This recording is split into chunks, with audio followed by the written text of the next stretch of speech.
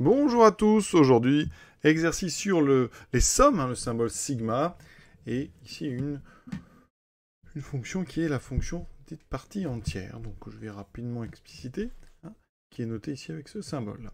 Donc ici, qu'est-ce que c'est que la partie entière de x? Eh bien la partie entière, qu'on note comme ça, c'est le plus grand entier inférieur ou égal à x. Exemple, partie entière de 1,1.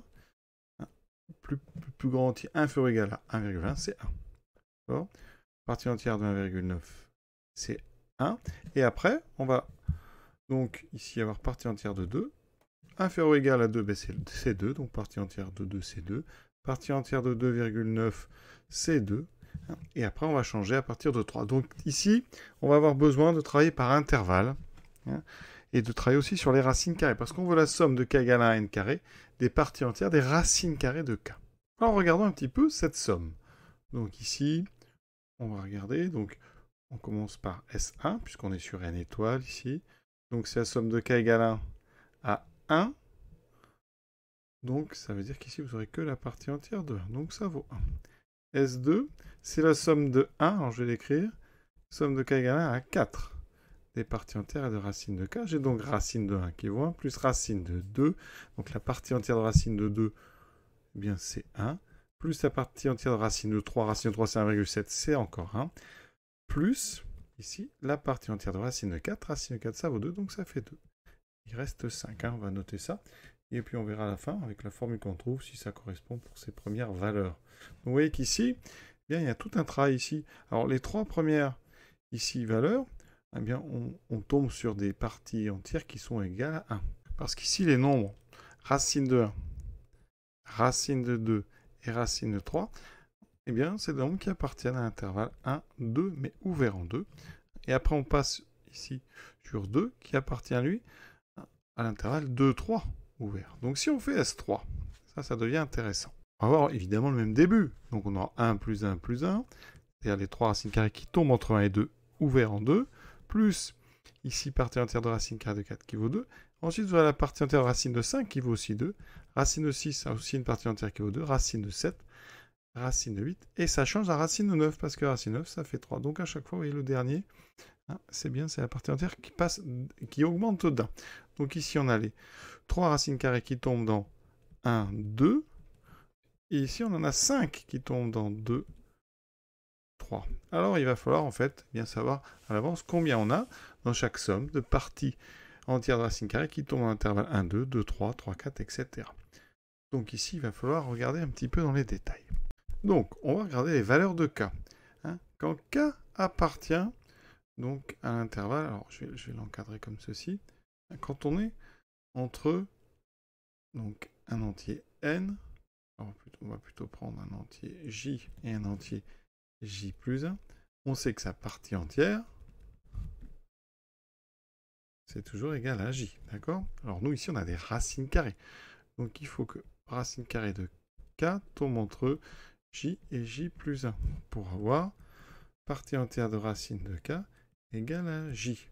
Donc, si k est entre 1 et 3, la racine de k est entre racine de 1 et racine de 3. Parce que là, on est strictement plus que 4. Donc, c'est inférieur strictement à 2. D'accord? Donc, dans ces cas-là, je répète, partie entière de racine de k vaut 1.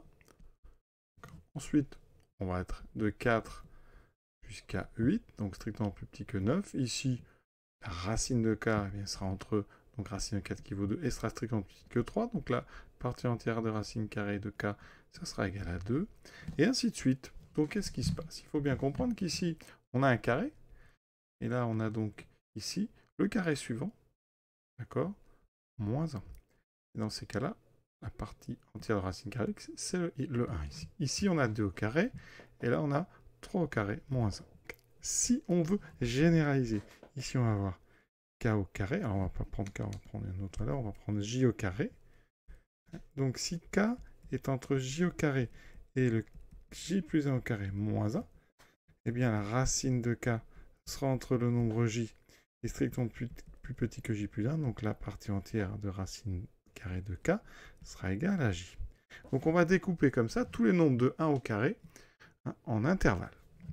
Donc la somme Sn, qui est la somme de k égale 1 à n carré des parties entières des racines carrées, on va la couper en plein petit. On fait donc une somme.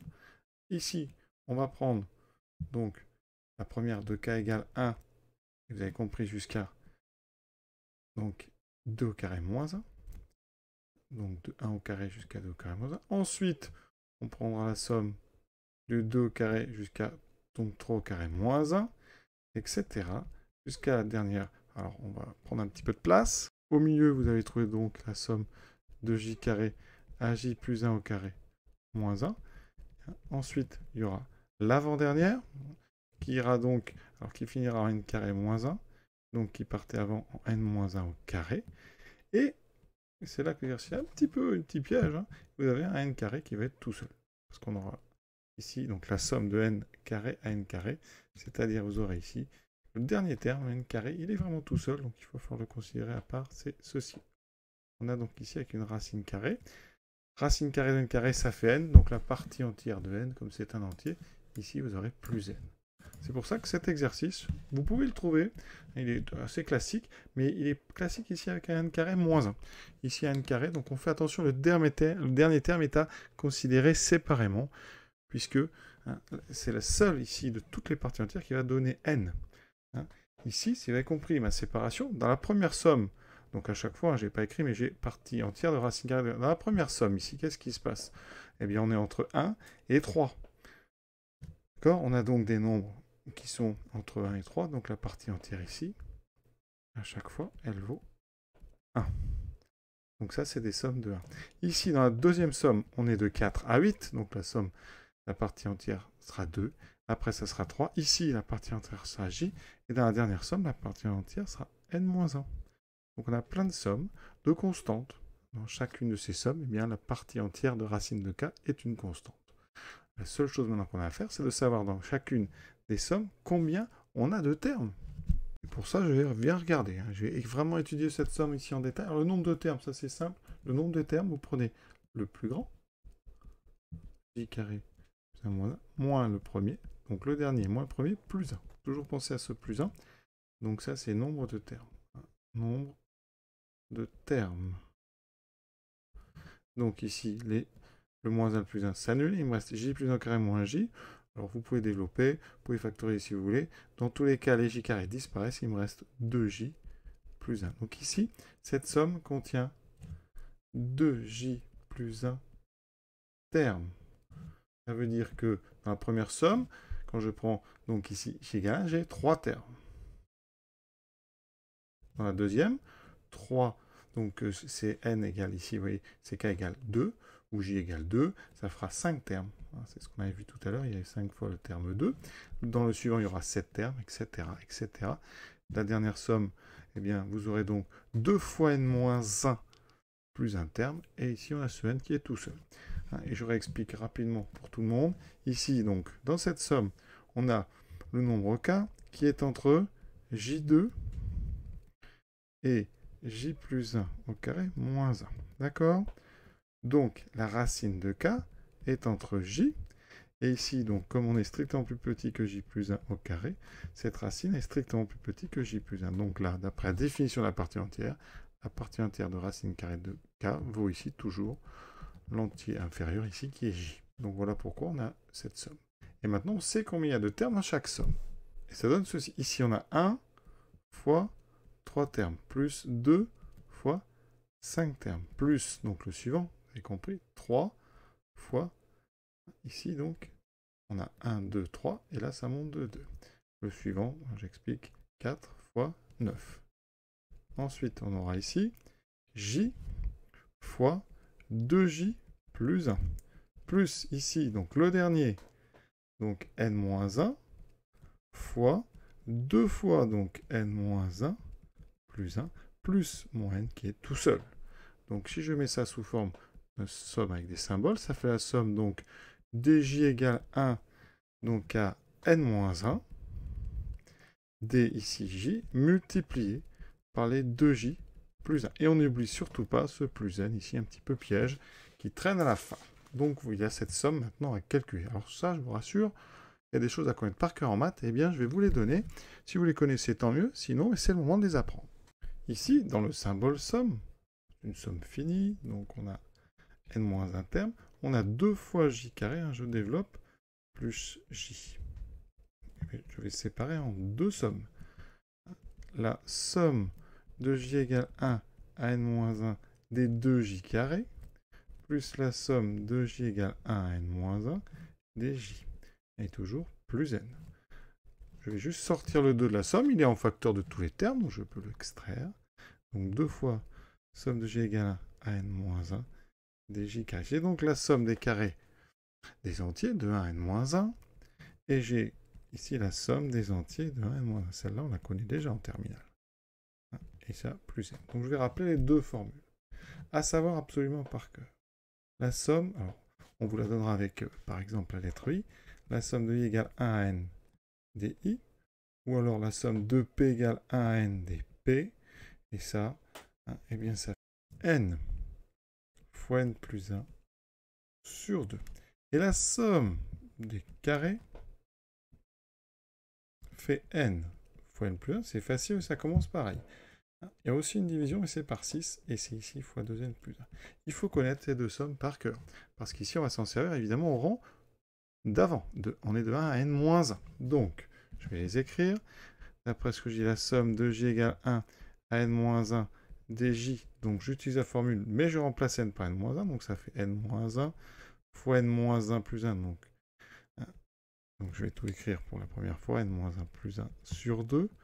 J'obtiens donc n-1 fois n sur 2. Et ensuite, j'ai la somme de mes carrés. Et bon donc, alors, n moins 1. n-1 plus 1, ça fait n. 2n plus 1. Et je remplace n par n-1, ça fait donc 2 fois n-1 plus 1. Donc 2n moins 2 plus 1. Donc ici, j'ai 2n moins 1. Tout ça sur 6. Maintenant, on va remplacer là-dedans pour avoir mon expression finale. Donc, 2 fois, il y a le 2 qui est là. La première formule que je trouve, n-1 n, 2n moins 1 sur 6, plus la somme ici, donc n-1 n sur 2, plus n. Voilà, ça c'est le résultat. On va le mettre peut-être sous une forme un peu plus agréable.